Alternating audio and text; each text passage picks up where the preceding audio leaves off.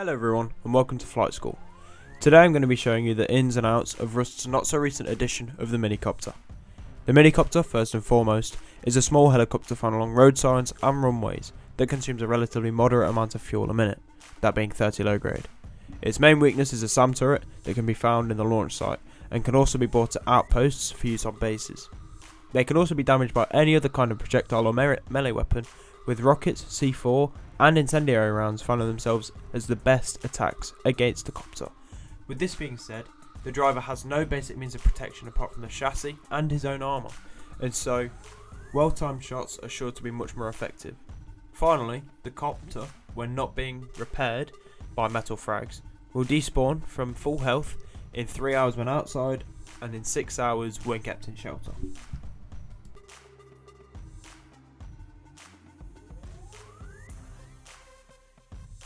Now, there are two main components of flying the helicopter. There's your mouse, which controls forward, backward, lean left, lean right, and then W and S. W controls up thrust, S controls whatever the downwards force is called. So what I'm going to do is I'm going to climb to an altitude where I can safely do forward, backwards with the mouse, lean left, lean right with the mouse, so that you can get a basic understanding of how the controls work. When it comes down to the controls, I've found that having a lower sensitivity is easier to control the helicopter, as it gives you much more room to make mistakes and much more room to adjust to those mistakes. Whereas with a higher sensitivity, you can go too much to the left and then too much to the right to compensate for that too much to the left, and you'll end up just going all whippy wappy and you'll die. And you don't want that, do you? Because you might be carrying loot from the dome or from launch site or wherever you've been on your holidays, and you know, you'll lose it, and no one wants that. This is a backwards. That pulls you back, makes you go down a bit, and also slows you down if you're going forward too much. Now forward, it will speed you up quite dramatically, and it will also make you go on a down low. So what you need to do is you need to find a middle ground where you will go fast and you'll also stay at the same altitude that you want. You can also use the D and A keys to do flat rotates without having to use the mouse right or left. And this allows for sharp turns when you use the mouse as well, as I am showing right now. And so I'll follow the edge of this cliff all the way around using both the A and D pan turns and the mouse turns.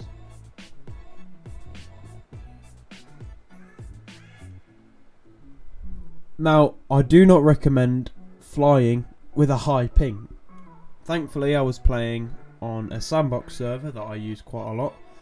It's best to go onto sandbox servers, that's what I do all the time, to learn how to fly, build, anything like that. Even combat and aim train and things like that. It's always use sandbox server.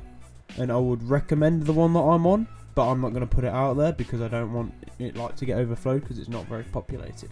Right, anyway, right here, this is top quality flying. Don't do what I'm doing right here.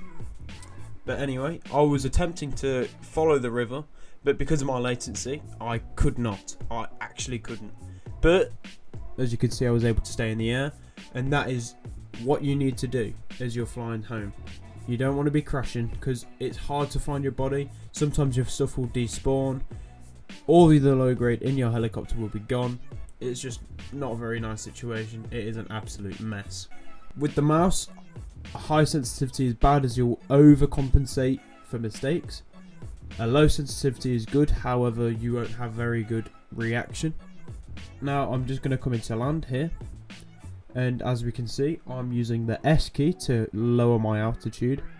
Not very well though, because I was a bit too far away. Now, you need to understand how close you have to be to do these things. So right now would have been the perfect time to start lowering my altitude. Whereas when I load it over there, I ended up with, you know, a bad flight path. And so there you go, I made a brilliant landing.